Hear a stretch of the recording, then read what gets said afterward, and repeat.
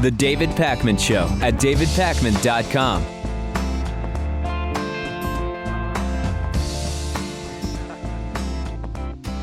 Six people have been arrested in the U.S. who were planning to join ISIS. The FBI made a series of arrests over the last 48 to 72 hours. 6 people taken into custody in Minneapolis and San Diego in a joint terrorism task force operation. This all started with an inquiry in the Minneapolis area about young people who were joining terror groups like ISIS and Al-Shabaab. And it led to these men being charged with providing support to ISIS. They were planning to travel to Syria to fight for the group, according to what law enforcement officials said over the last couple of days. And they'd been reportedly making these plans for about a year. And their plan leaked to the FBI, supposedly, when one young man who was involved had a sort of change of heart. And I got a flood of emails, Lewis, from people saying, David, you don't believe this, do you? This was entrapment by the FBI. It's just another one of these entrapment stories. We don't have any evidence to support that at this time. No, this has happened before. I mean, they reach out to youth all over the world in hopes that this will happen, and it does. And I think that this is probably one of those cases. And like you said, we just don't really know enough yet to call it entrapment. No question about it. And the 6 individuals here aged between 19 and 21 were supposedly recruited by Abdi Noor, who's a former Minneapolis resident who is believed to have joined ISIS after flying to Turkey close to a year ago. And according to Minnesota Public Radio, about 15 people from the Twin Cities allegedly traveled to Syria to support the terrorist group ISIS over the past year or so. Very different. We're now seeing that the reach of ISIS and the ability of ISIS to reach people, to recruit people from all over the world is very different than what we ever saw from Al-Qaeda or Taliban groups. We're talking about a different sort of appeal, I guess. Well, I think it has a lot to do with the young people they managed to recruit early who were able to use social media and the internet to their advantage. And it's just been a totally different game plan for them. I think that's why they've been so effective. The Somali community, parts of the Somali community in Minneapolis, also jumping on this idea that this was just entrapment. Omar Jamal said, a Somali activist, spokesperson, I believe, for some of the suspects in this case, the community and the family members really believe entrapment is involved in this case. And then I got one email saying, hey, David, the feds are clearly trying to justify that the domestic spying program works by just making this an example of how well it works. Yet motive alone, as we know, motive alone cannot dictate whether we believe something like that. And in the absence, we've talked about FBI entrapment stories also, and we don't hesitate. We know that that goes on, right? So we're not just denying that that exists. We're just saying until we have some evidence here, I'm not ready to say anything like that. Yeah, entrapment happens all the time, but it looks like in this case, it wasn't spying that led to the arrests made here. It seems like one of them just kind of gave up or caved in. This is an insane story that we haven't talked about much because we've been so busy, but it's getting crazier and crazier, and we just have to discuss what's going on. There's a 73-year-old former insurance executive named Robert Bates. And he claims that when he was acting as a reserve deputy, that he confused his handgun for his stun gun when he shot Eric Harris dead after Harris ran during a sting investigation involving drug sales. Bates was charged after the sheriff's office released videos of the shooting where Bates is heard apologizing for shooting the suspect. He pleaded not guilty to second-degree manslaughter during a hearing in Tulsa, Oklahoma District Court.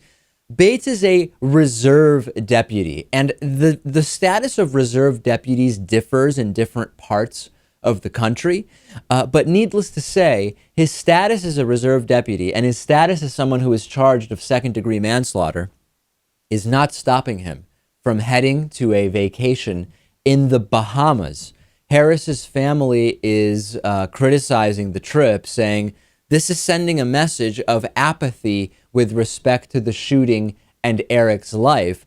Attorneys allege that the Tulsa County Sheriff's Office violated several of its own policies with regard to Reserve Deputy Bates by not keeping a permanent record of his certifications, by allowing him to carry his personal handgun after he trained with a different handgun altogether. And it just so happens that Sheriff Stanley Glanz said Bates is his longtime insurance agent and also his former campaign manager. And that he's also been properly trained and has passed all of the tests around that handgun. This is insane, Lewis. First of all, many people in this case would not even be able to get bail to get out of prison. That's number one. Number two, wouldn't you say, hey, you're charged in the killing of someone. We're going to take your passport. You're not going to the Bahamas. First, I'd like to add that I think it was gun sales that led to the raid where Eric Harris was shot, not drug sales. Yes. Oh, did I say drug? I meant to say gun. Yeah. It was gun sales. And so, okay, people are a little quicker to pull the trigger when it comes to dealing with guns, when they know guns are involved instead of drugs. Of course, people have itchy trigger fingers either way. Yeah. I think this is a case in which, of course, the justice system and those who are watching over him and have to monitor him, they don't think he's a flight risk, right? I mean, they don't think he's going to stay in the Bahamas or flee to another country. Right. Although he's literally flying to another country. Yes, that is true. That is true. I think it's a very bad move on his part. It just seems insensitive, and it seems like the wrong thing to do. Overall, this is just a very strange case. And still, no records have actually been presented that this man is legal as far as law enforcement is concerned. We're just taking the sheriff's word on it, who says, hey, this is my insurance agent, and this guy also ran my campaign for sheriff, and just trust me, he's all good. He's all good with the weapons he's carrying. These reserve cops, I mean, we're starting to get into the territory of those independently operated police units that we talked about earlier. And too much gray area when it comes to the laws around this. The predicted economic collapse as a result of cities raising their minimum wages still has not happened. We've been talking for a while now about the San Francisco minimum wage story. No negative impact on hiring, no negative impact on employment. Companies, even within the fast food industry, which is often considered to be the most impacted industry, most sensitive industry to increases to the minimum wage, doing great in San Francisco and the surrounding county. Was it an anomaly? Right-wingers said so. They said, no, you can't do that. That is not an example. San Francisco is not a good example of what will happen. When you increase the minimum wage, it is a harbinger of economic doom. Well, Santa Fe, New Mexico, and Washington, D.C. did the same thing. The Center for Economic and Policy Research found that these increases to the minimum wage had little effect on employment rates in traditionally low-wage sector of their economies. Let's take a look more deeply, Lewis. Data is a great thing. Economists with the Institute for Research on Labor and Employment at UCal Berkeley have found similar results in studies of 6 other cities that have raised their minimum wages in the last decade, and in the 21 states with higher base pay than the federal minimum. Businesses, they found, absorbed the costs through lower job turnover, small price increases, and higher productivity. Exactly what those who understand this even remotely predicted would happen. You raise the minimum wage, okay? First off, you typically have a lower turnover rate because employees are more satisfied with their higher wage. So you absorb that increase by not having to spend money on replacing employees. Finding and replacing employees costs money, exactly as predicted. Number 2, small price increases. We have looked at studies that say you could, I think it was double the average wage of, was it McDonald's or Walmart employees or both? And it would only lead to like a couple percentage point increase in prices. Remind me, Lewis, what the details were? Well, I know we discussed Whoppers and Big Macs and things like that. And if they were to double their wages, yes, it would result in, I think, under 25-cent increase on one of those trademark burgers. And then lastly, higher productivity. When employees are paid more, they have higher productivity when working. Exactly as reasonable economics predicts. Now, the next question from clueless right-wingers is always, well, David, why not make the minimum wage $200 an hour, right? That's the next question we always get. If 15 is better than 10, 200 is better than 15. This ignores the most basic understanding of a minimum wage. No one is suggesting, nor is it reasonable to set the minimum wage so high above an equilibrium living wage. $200 an hour based on full-time work is $400,000 per year. It's ridiculous. $100 an hour based on full-time work with 2 weeks off, right, is about $200,000 per year. Obviously, there's a limit to how high you can raise the minimum wage without it harming the economy.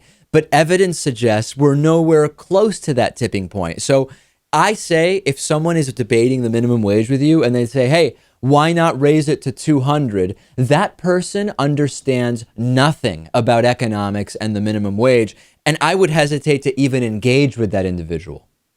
Yeah, if they are making that argument, it's probably better just to avoid that conversation. I don't think you're going to talk any sense into them. No. And we're still waiting to see that $15 minimum wage. Unfortunately, it's going to take many years to come into effect.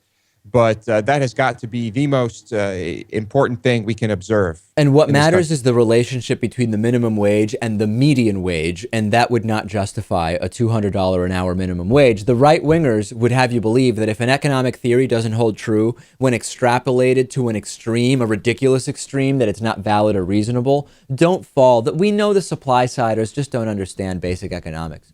A father of 8 from Cologne in the United Kingdom was caught with nearly 20,000 child porn images on his computer, and he says that he was investigating the Illuminati, and that's why he had all of this child porn on his computer. We're talking about 45-year-old Alan Greaves, who says he was probing the Illuminati when police found a stash of still and moving indecent images on a storage device at his Blaskenmay Square home.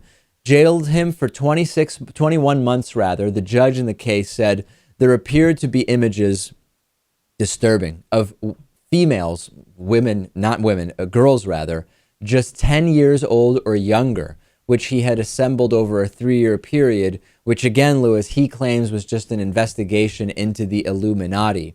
I have to say, if you did want to frame someone, putting child porn on their computers is one of the best ways to do it. Most people can't secure their computers from adware, let alone a determined hacker or social engineer who wants to put child porn on there. There are isolated cases where someone was able to prove that those pictures were never even accessed, and thus they were likely put on there, planted there by someone else. But for the most part, planting child porn on people's computers is a pretty interesting way to frame someone. That being said, claiming that it was just research about the Illuminati is not really the best defense. No. What we have here is, I guess, someone who thinks that all that Illuminati stuff carries weight and that he might be taken seriously if he accused the Illuminati. But I don't think I don't think any ears perked up when he said that. Yeah, I think the only way that you think of saying it was connected to an Illuminati investigation, the reason why you had child porn on your computer, is either, number one, if you really believe that the Illuminati are very powerful and that other people would take it seriously, or number two, if that's a better explanation than the truth. Right. I think this guy is probably, well, it's an interesting situation. He's got a lot of kids, right? So should he be locked up? Well, he committed a crime, right? You're saying because of the negative impact that not having him around would have on the children. At the same time, you could argue if this guy's into child porn, maybe he shouldn't be around children. Yeah, it's a complicated thing. Certainly complicated. Tweet us your thoughts about this. Twitter.com/David Pakman Show. The David Pakman Show at davidpakman.com.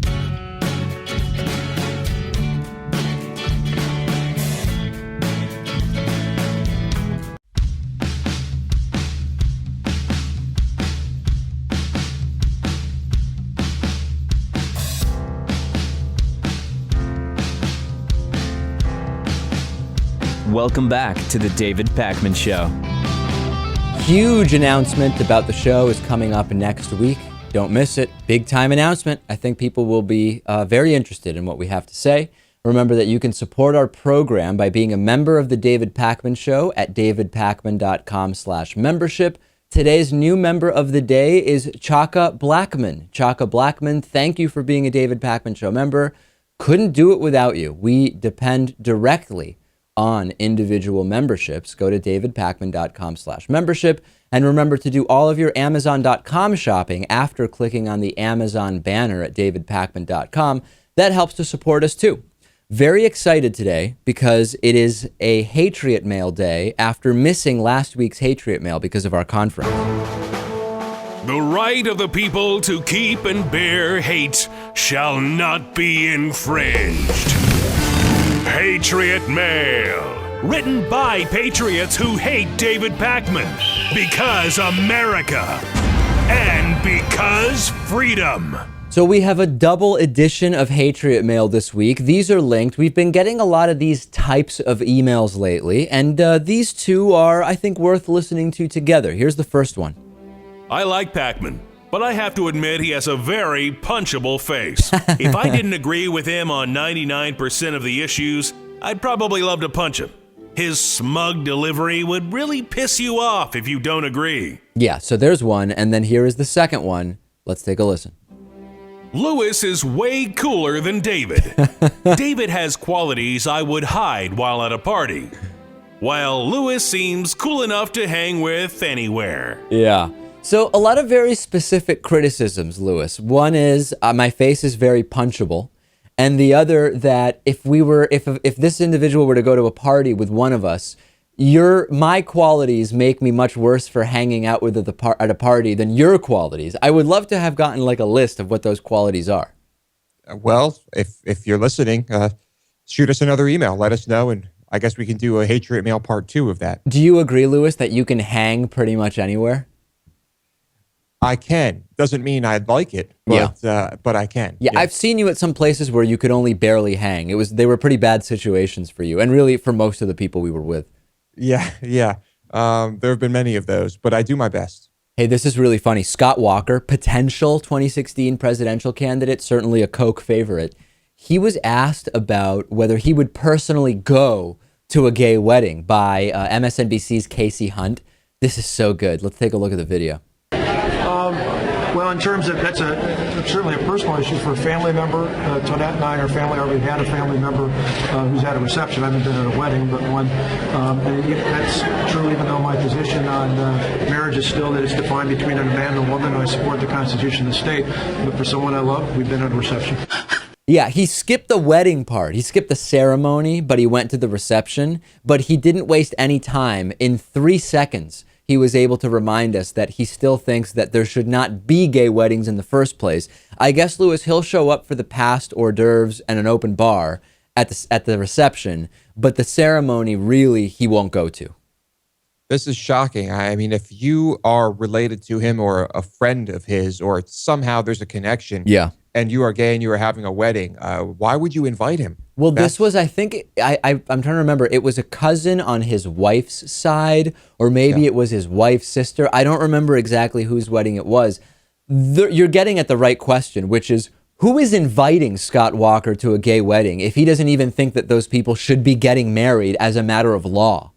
Yes, it's very strange, but I guess in family situations, sometimes you just have to bite the bullet and invite someone you don't want to be there. Wouldn't like a true Christian, and I'm using that term completely facetiously, wouldn't a true Christian, based on the evangelical Christian right's understanding of Christianity, go to the wedding and object when the minister asks if there are objections in the name of saving the couple from going to hell? Wouldn't that really be like the right Christian thing to do?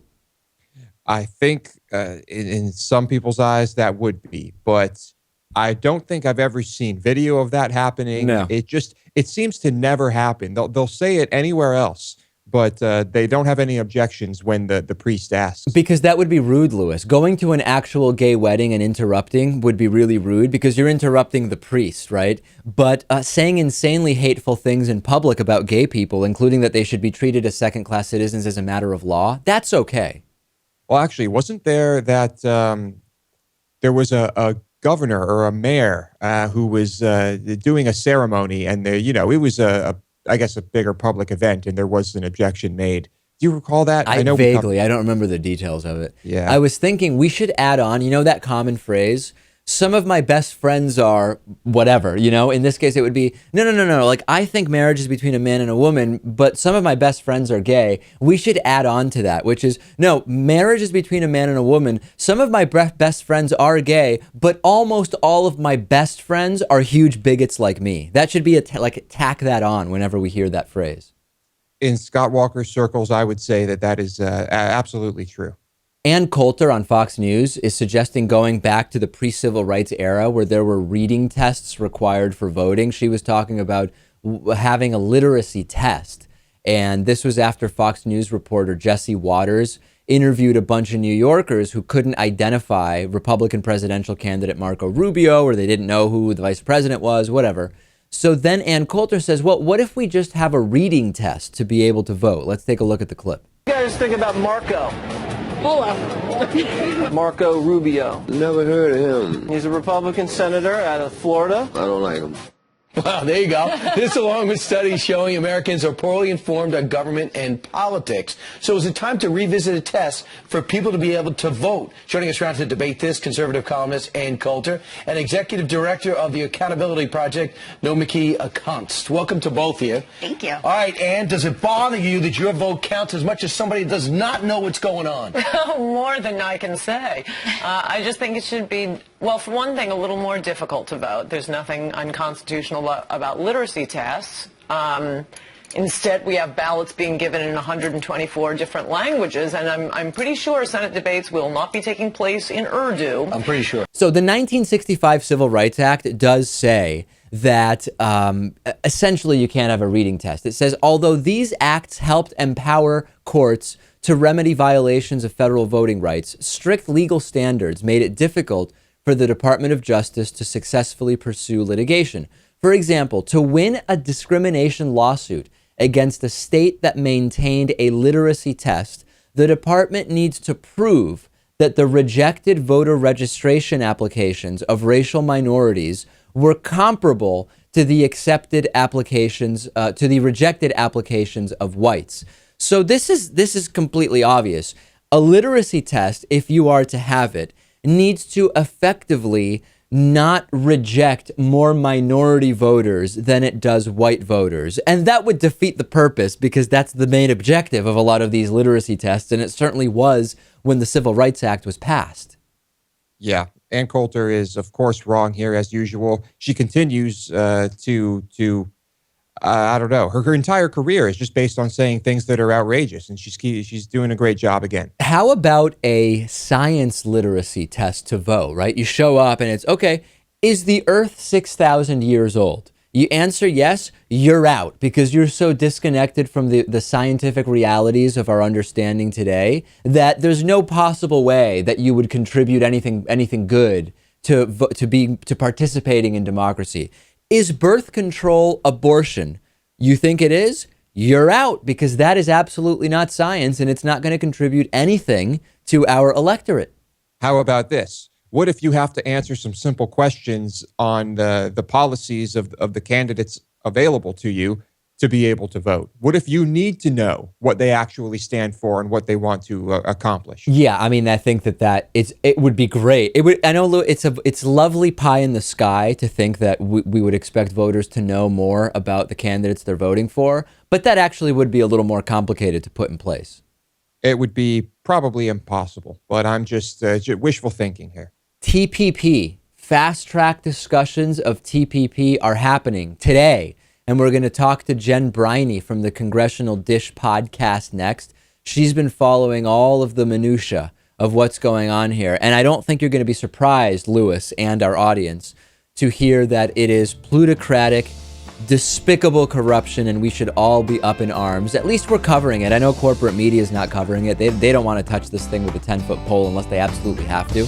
But we're talking about it, and we'll talk about it with Jen Briney next. The David Pakman Show at davidpakman.com.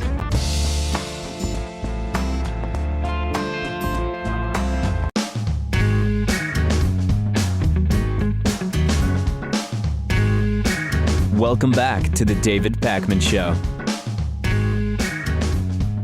I'm joined once again by Jen Briney, host of the Congressional Dish podcast, which exposes corporate influence in the bills and laws passed by Congress. And what could possibly be more important than TPP, the Trans-Pacific Partnership, which is on the table now? I don't even know if I'm referring to it in the right way, because I call it a sort of trade agreement, even though I know that's not really what it is. It's kind of like a license for corporate power and lack of corporate accountability. Is there some better phrase I could use to describe what it is? It's funny that you're struggling with that because I'm struggling with the same thing. I don't know what to call it because calling it a trade agreement just doesn't seem like it explains the significance enough because we're actually putting in global rules for all kinds of things. It's not just trade. So I haven't come up with a term yet either. I wish I could help you there. So before we get into what's going on with the negotiations, we've gone into detail about the part of TPP that looks to address intellectual property and patent law, which of course would strengthen the position of big corporations. We've talked about the lax environmental regulations that would be in place, which of course would simply exclude big corporations from having to actually take care of what they're doing. Talk to us about some of the other areas of TPP. Well, the thing that disturbs me the most is the investor-state dispute system, which is something that already exists with our previous free trade agreements. But with the investor-state dispute system, it allows these companies to sue governments, such as our own, if we enact laws that hurt their profits, even their future profits. And so in my last episode, I went down a whole list of cases that have already been won by companies against countries all over the world for millions and billions of dollars simply because the people are trying to protect their land, their food safety, and things like that. So that system being put in place is actually the number one problem I have with these trade agreements. And when we got our latest leak from WikiLeaks, they gave us the investment chapter of the TPP, and that's where we found out for sure 100% that the investor-state dispute system is going to be a part of the Trans-Pacific Partnership. And this concept of could hurt future profits is truly incredible because we could imagine a situation where if a government were, for example, to put, instead of subsidies on oil production, they were to subsidize alternative forms of energy. An oil company could argue, based on this concept of future loss of profit, that is a move that a government has made, which is going to hurt their future profits and could sue over that, which is, it's unconscionable the amount of power that this gives to these corporations. Absolutely. I mean, by the way that I'm reading the Trans-Pacific Partnership chapters that we've been given, I mean, let's keep in mind that the vast majority of them are secret. If we didn't have WikiLeaks, we would know nothing. But from what I've seen, they want to make subsidies, they consider subsidies unfair. So what you're saying is absolutely true. If we make a decision as a country that we want to go to clean energy, well, that's an unfair advantage to clean energy over fossil fuels. And so, yes, they absolutely could sue our government. It's a big concern. Let's talk about the negotiations, which is, as you mentioned, most of this is happening behind closed doors. There was a discussion about a desire to fast track the negotiations. There was significant opposition, actually from both sides of Congress and the Senate in the U.S., at least anecdotally or in groups. What's the current status of fast tracking negotiations? Well, as we speak right now, they're marking up the bill in the Senate Finance Committee that would fast track these negotiations. And when we talk about fast track, we've been focusing on the Trans-Pacific Partnership because that's the deal that's almost done. But there's actually a deal that they're working on with Europe, and then 3 other agreements that I know nothing about that I just heard the Michael Froman, the U.S. Trade Representative, rattle off. So they're actually working on up to 5 agreements right now. And the fast track legislation is moving at record speed. So it was introduced by Orrin Hatch and Ron Wyden last Thursday on April 16th. For whatever reason, the text is still not available to the public on the GPO website as of this morning. I just checked before we started talking, yet they're already in the Senate Finance Committee amending that in order to send it to the Senate floor. So once I get off of this phone call, I'm going to be watching this the entire day and recording it for my next episode. But they're moving full speed ahead. And it's really not a transparent process because I couldn't find the bill text for the entire day yesterday. I kept looking and it turned out that they released it to the public in a press release 5 days ago, but still haven't submitted it to all the websites where you would look to find it. So this is happening very quickly. I think it's happening in a way that is designed for us not to be able to watch it step by step, but I'm doing my best to ruin their plans. Is there even a contingent that argues that this should be a negotiation that happens in secret and that this is not going to be bad for the average consumer, the average citizen of the involved countries? Because I've heard two basic positions on this from just people I talk to.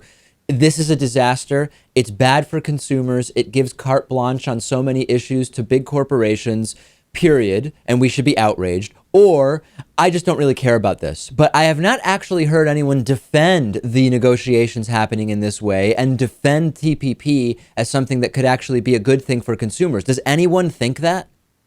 Oh, if you watch these committee hearings, most of the people on the Senate Finance Committee are arguing in favor of not only the TPP and fast track, but of the process itself, because what they're saying is these other countries will get certainty by our Congress basically allowing the executive branch to do whatever it wants in these trade negotiations and only giving Congress an up or down vote. So essentially, this is a way for them to ensure that the TPP will pass without Congress meddling with any of the provisions. I mean, you have to keep in mind these people, especially in the Senate, these are people that are much wealthier than the average person. They make their money in the stock market. All of their friends do the same. And so I honestly don't think that they're doing this to screw anyone over. I think they're doing this because they truly believe what's good for the stock market is good for the world. And TPP and the TTIP, which is the agreement with Europe, all these things are excellent for the stock market, but they're not too great for the people who work for paychecks.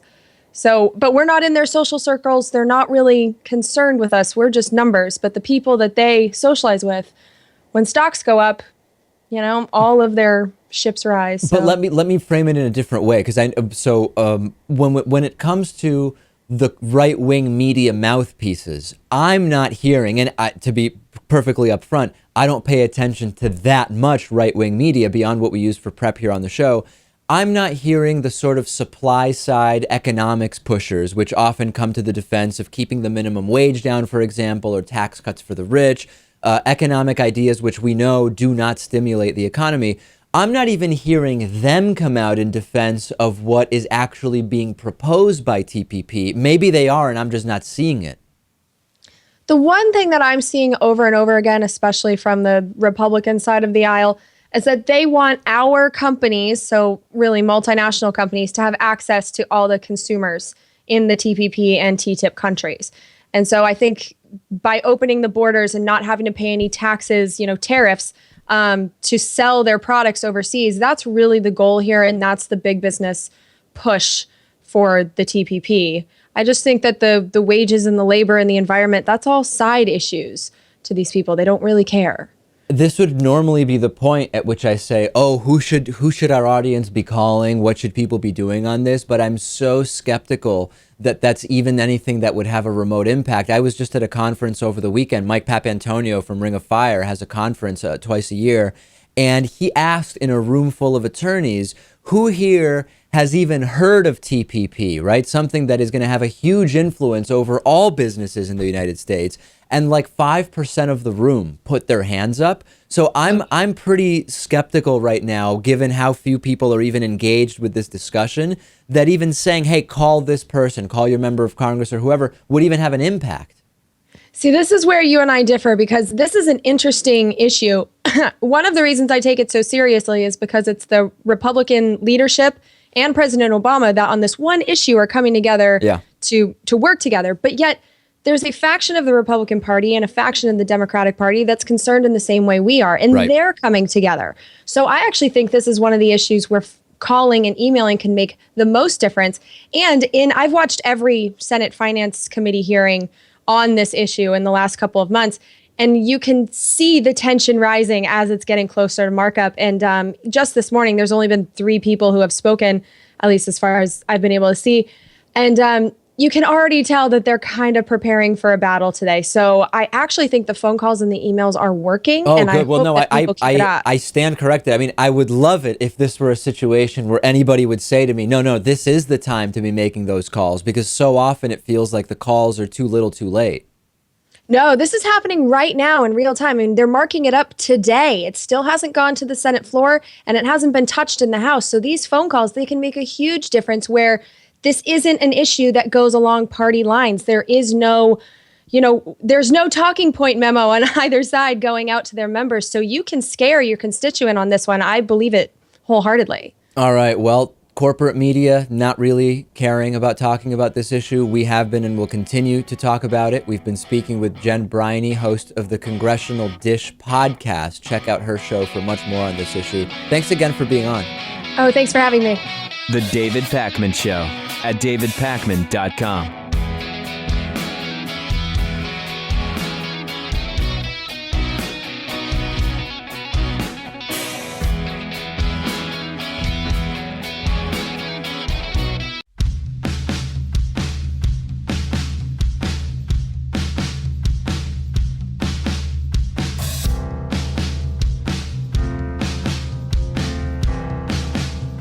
Welcome back to the David Pakman Show.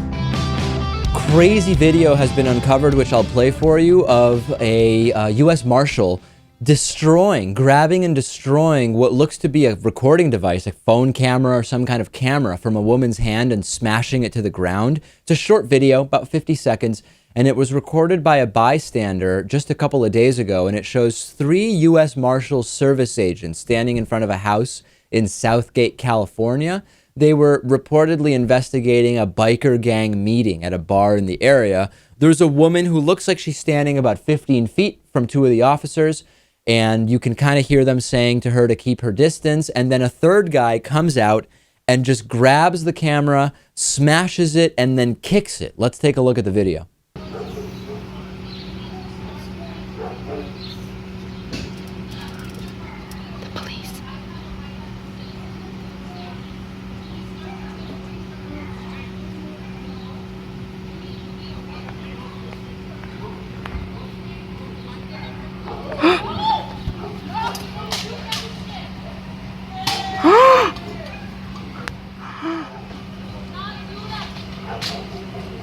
Shit.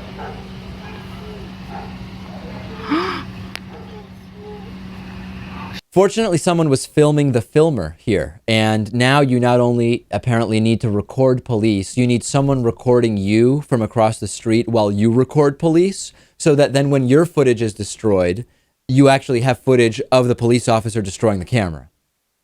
This is incredible. This, of course, the video could have been simultaneously uploaded to the cloud while it was being filmed. Yeah. I mean, this doesn't necessarily mean that data is irretrievable. No, but the fact that you need to go through all Yeah. of these additional things to make sure that the cops don't destroy your video is crazy. There was another video I saw recently where someone was recording from a cell phone or some type of recording device in a car, where a 17-year-old was basically beat up and maced by police. Then the police tried to delete the video and laughed about it when the young girl retrieved her phone. Of course, it was in the recently deleted folder, and those idiots had no clue about that. Cops are going to need to wise up to this, right? They're going to need to be filmed. It is legal, period. And if you're doing this job, people might film. Photography is not a crime. Rushing someone, grabbing their phone, stomping on it, and kicking it may actually be a crime. And I just wonder what this guy was thinking when he snatched the phone from her. Maybe that he was going to destroy the footage and that no one else was recording. This just needs to be basic training for law enforcement. And for the most part, like up in Northampton, Massachusetts, where we used to be based, I go up there every once in a while. And the filming of police there, police are completely trained about it. They know unless the person is doing this, one of these very few things that are on this list, just ignore it. They're allowed to film. Just make sure you're not doing anything that is reprehensible or that is against our policies, and you're going to be okay. The Walter Scott shooting a few weeks ago proved to us how important filming police is. And this is one of those cases where, 2 of the 3 officers were fine. They didn't seem to have any problem. They didn't seem to be even worked up at all because of this woman filming. They seem to be telling her to keep her distance, and that is that. If they really were investigating a biker gang, and who knows if there were people potentially with weapons nearby, I mean, it makes sense. Keep your distance. You want to be safe, but that's very different than smashing a camera.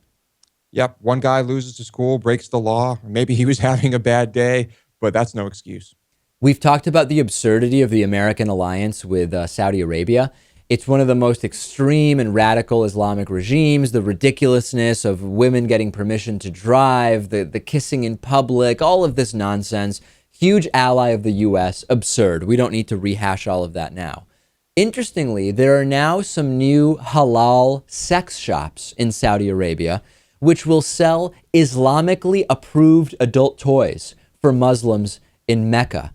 And halal, I've talked about halal before. Halal is to the Muslim faith what kosher is to the Jewish faith. And here in New York City, there's a lot of halal food carts, for example, which have only halal meats, which of course is no pork, and et cetera, et cetera. So this is a report from Al Ayyum 24, which is an Arabic news portal, about a sex shop which will be halal. It will cater strictly to Muslim customers in Mecca.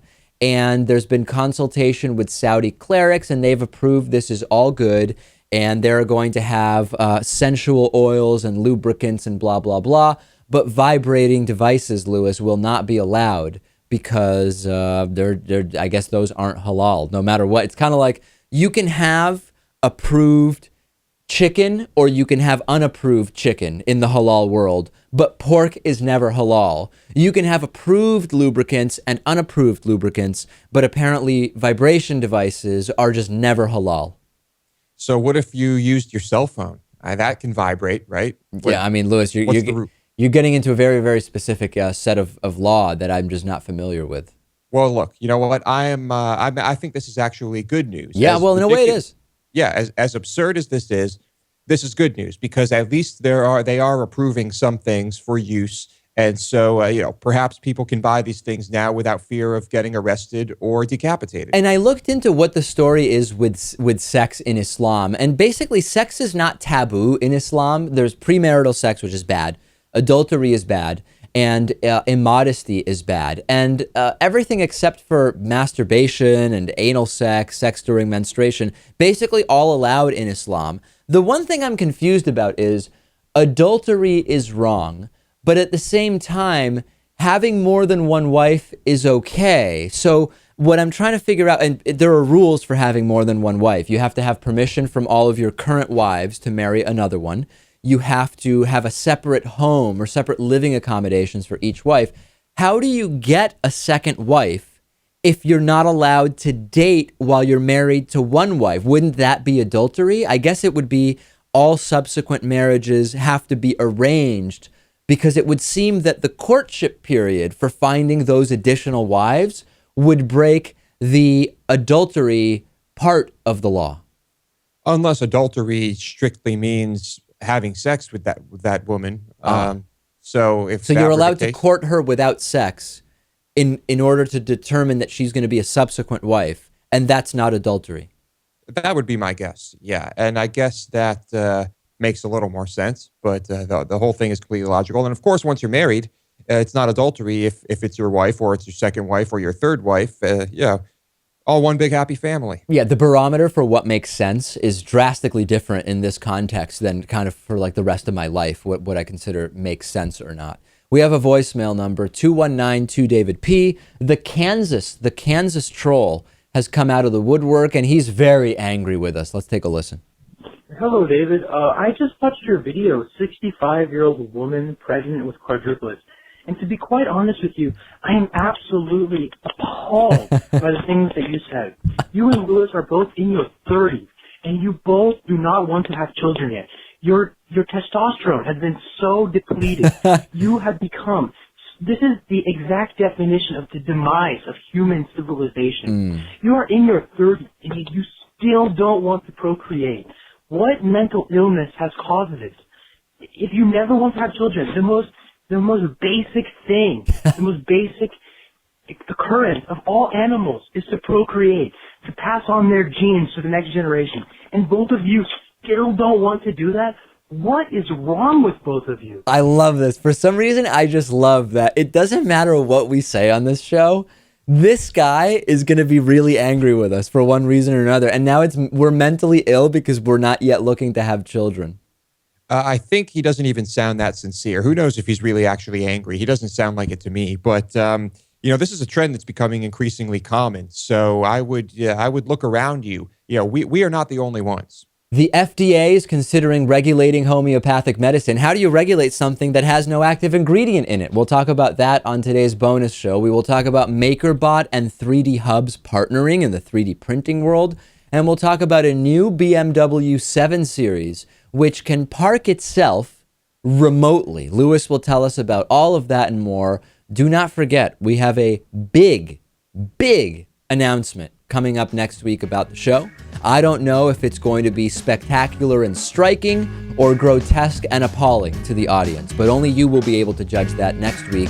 davidpakman.com/membership. Sign up for the bonus show.